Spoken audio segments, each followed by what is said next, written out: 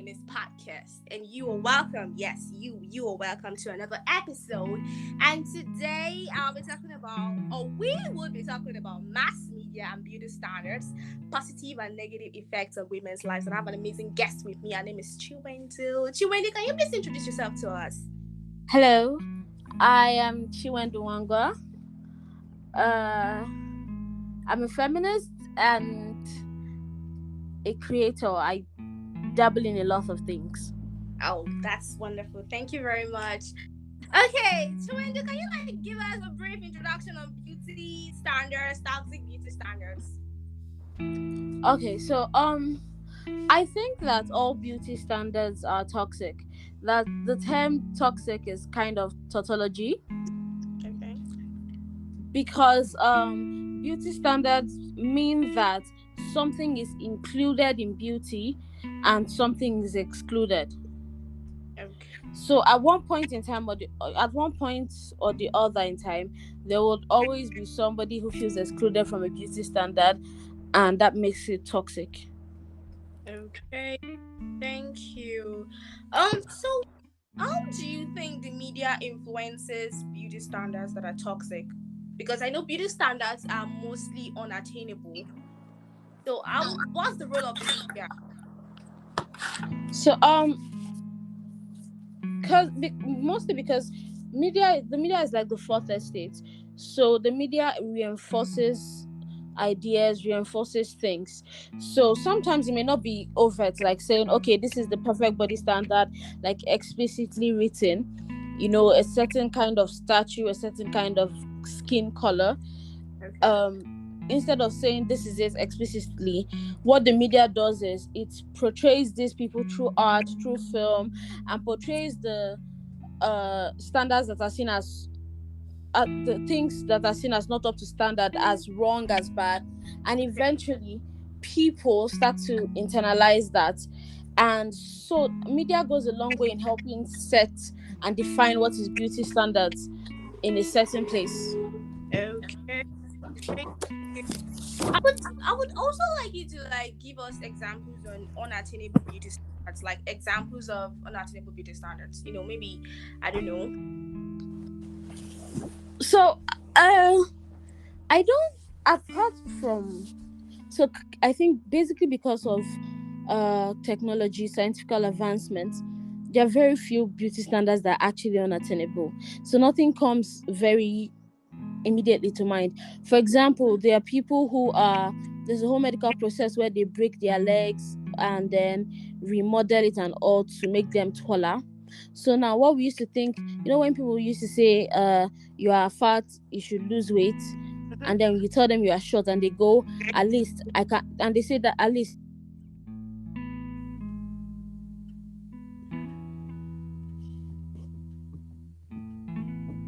So those kind of things. Now, even being tall is now something people can work on.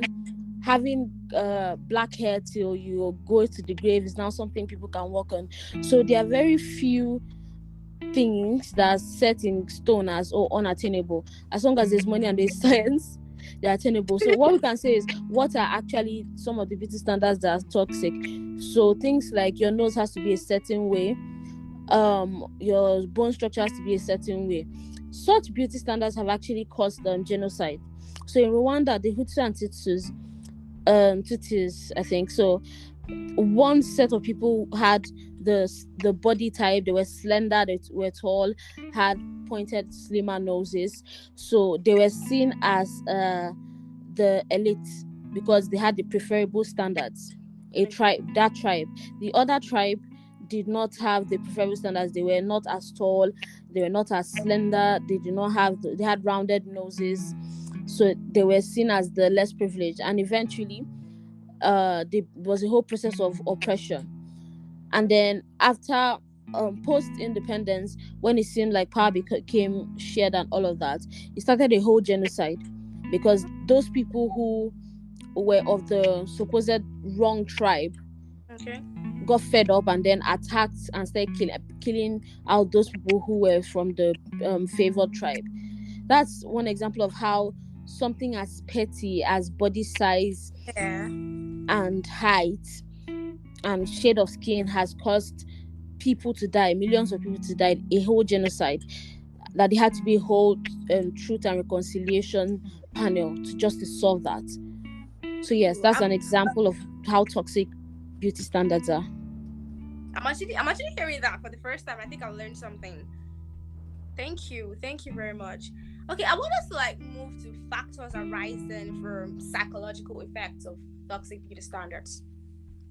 Okay, so one of the most common factors or consequences of beauty standards is of psychological effects of beauty standards is self-image. Beauty standards make people have self-image issues, feel unworthy, feel that if sorry, excuse me, feel that if they are not a certain way, that they have failed in life.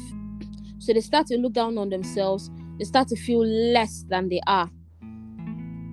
And that's one area. Beauty standards have made people suicidal. Beauty standards have made people try to change themselves in ways that harm them. And the problem about feeling that, if you're not one body size, you're not going to be good. When you get to that size that you thought was the pinnacle of success, because beauty standards are insatiable, there would always be something to change, there will always be something to fit into, and then you get stuck in that whole cycle of always trying to bend your body. And then even sometimes it goes beyond psychological and starts to affect you physically, because you're taking a lot of health risks and getting into issues just because of how it has affected your psyche. I feel like this toxic beauty standard is kind of connected to body dysmorphia. Or what do you think? Yes, it definitely is connected to body dysmorphia. Can you like educate us on that, like body dysmorphia? Okay, so I would give an example. Okay.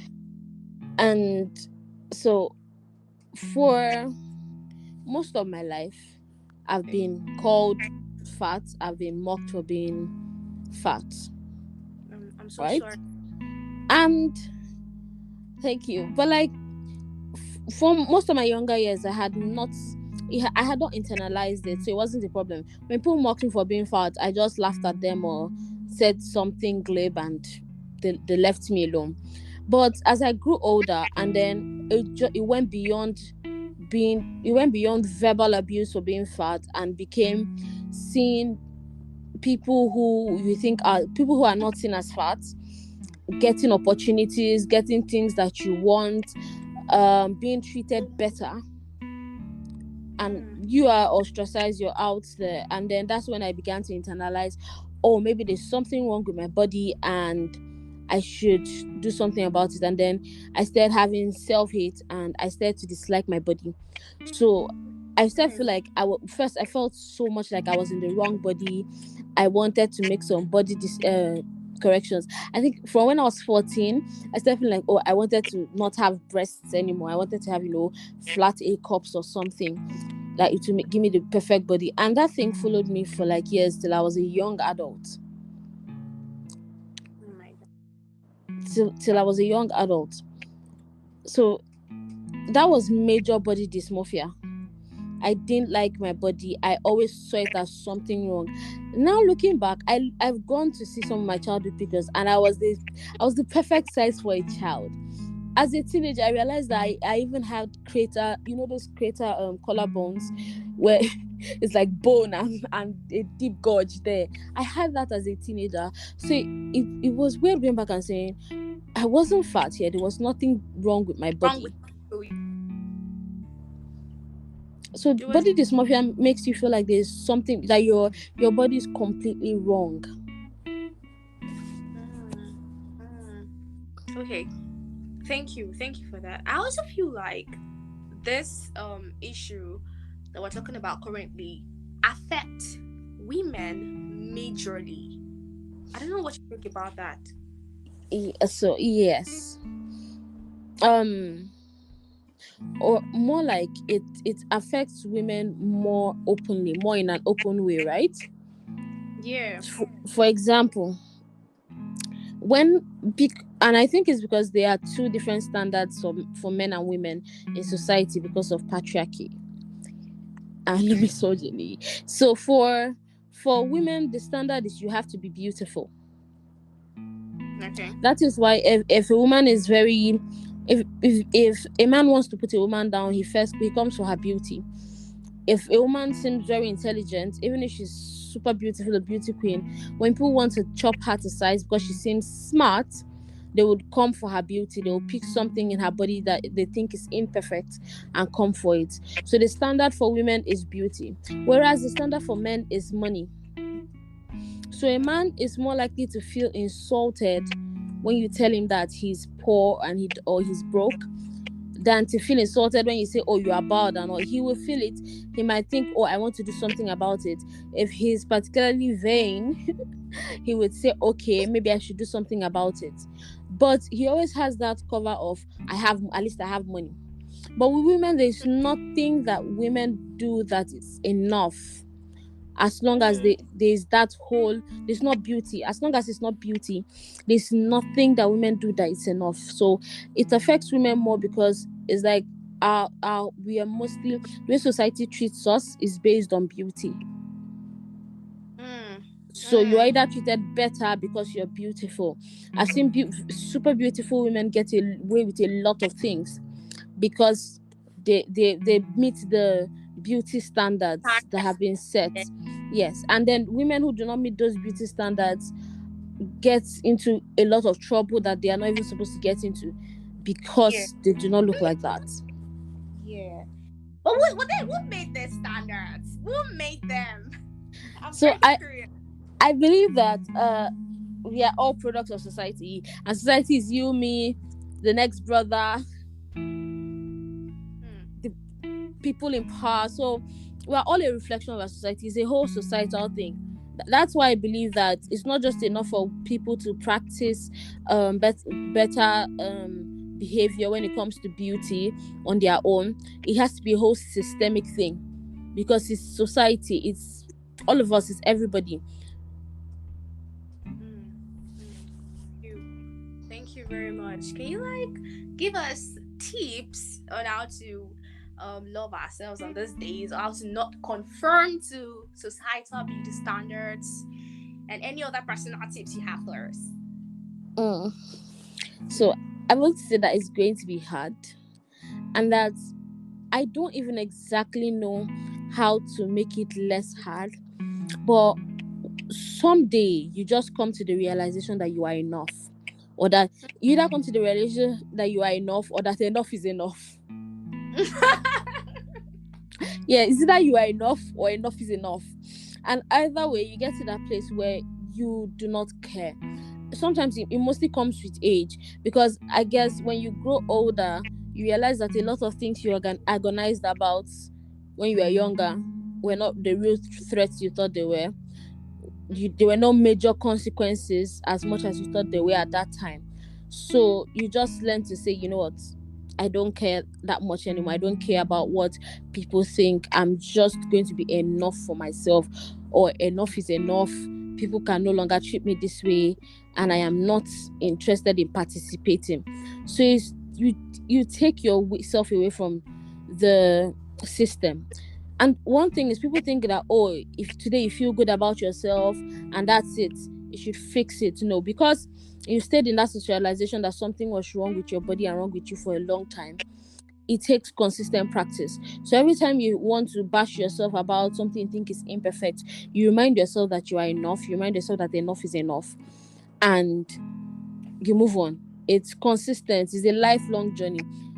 There's no one I love myself and that's it. Every day we love ourselves into healing. Every day we love ourselves into wholeness. It's not one, oh, I love myself, that ends it. No. Every day you wake up, you pick up yourself and decide, I will love myself today. The next day again, you repeat. Whenever you feel like, oh, you're falling out of love with yourself, you repeat it. Sometimes you even say it aloud. So it's something that works for me. It's like affirmation. I affirm myself. I affirm myself a lot. I spend a lot of time staring at the mirror or staring at my face. and affirming that I am beautiful, affirming that I am gorgeous, that my body is glorious, that that my body was meant for glory, that kind of thing. I spend a lot of time telling myself these things. Mirrors. Sometimes I'm just staring at the mirror and I'm thinking, God damn, that's a fine person. As it should be. And so it's not all is a one-time thing. It's as often as you need to. Even it doesn't even have to. You just need. Make it as often as you want, as often as you need. Yeah, that's basically what works for me. Thank you very much. That was wonderful. That was educative. Thank you so much. But there is one more thing. This Okay. psychological effect. You only give us like one. I feel like there's some others, like suicide, reduced self-esteem, or something like that. Like I feel like they're like really, really delicate things that could, it could lead to death. So I feel like I want you to like I don't know if you get me. Like that's the major aspect for me. Like people should know how bad beauty standards are. Yeah. So, I want to share an anecdote. I think Chinese women, right? Okay. Several generations of Chinese women, now they are mostly older people, have weird toes, right? Weird feet. Okay. Where their toes are bent in and the heel is bent back. Basically, their toes are reshaped. I think there's something they wear. There's kind of shoe they wear that makes yes. And that's because if a woman has big feet in that place, she's not beautiful. So it was a beauty standard of you have to have small feet. Now that is very psychological. That even when these women stop wearing these shoes because they've gotten older and all of that, they are consistently thinking about how to make themselves small, how to make them so they can fit in, how to bend into the beauty standards. So psychologically, beauty standards bend your mind. Beauty standards cause trauma, like such emotional trauma, that it bends your mind. And because your mind controls you as a person, it bends you.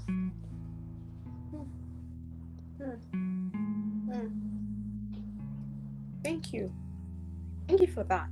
Thank you.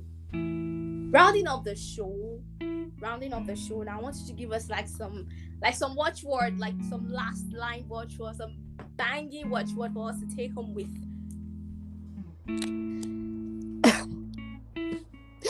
So I'm a goofy person, right? I like that. I know this. So, and I will try to let you cover it. I want it to come out fully. I like that. Please. So I want to say, be good to people, kids. Okay. So when you look at somebody and that flaw you have looked at, the person cannot fix it in 5 minutes, don't talk about it. In 5 seconds, rather. Okay. So a 5-second law. If they can't fix it in 5 seconds, don't talk about it. So the only things you can fix in 5 seconds are to zip up your trousers. Let's say your fly is down, to zip it up, to wipe something from the corner of your mouth, to take something out of your teeth. Those superficial things, those things that don't have to deal with deep personal trauma and deep toxic beauty standards. Yes, those are the things you're allowed to talk about when you look at somebody. If they can't fix it in 5 seconds, things like their height, things like their weight, things like a skin condition, things like pimples, do not speak about it. Thank you. That is wonderful. I think that's enough. That's enough for me right now. Thank you so much. It was nice. It was lovely having you on my show. Thank you. My key takeaway. Thank you for having me. Oh, you're welcome. My key takeaway now. My best key takeaway from everything that you said is be comfortable in your own skin. Yes, although the gap between the realistic and the ideal continues to grow larger, and we don't know when it will stop. But at least, but the only thing you can do for yourself is to continue to love yourself every day. Affirmations, like she said, and it will get better. Yeah, you will get to Yes. see that you keep loving yourself every day. It won't happen at once, but you will keep growing. Thank you so much. Thank you very Thank much. you. So, yeah.